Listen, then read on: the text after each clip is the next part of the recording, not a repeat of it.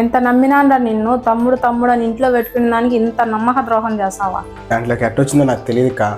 నేను తీయలేదు, నన్ను నమ్ముక. నేను పెట్టలేదు దాంట్లో, నేను ఎందుకు తీసుకుంటాను కా?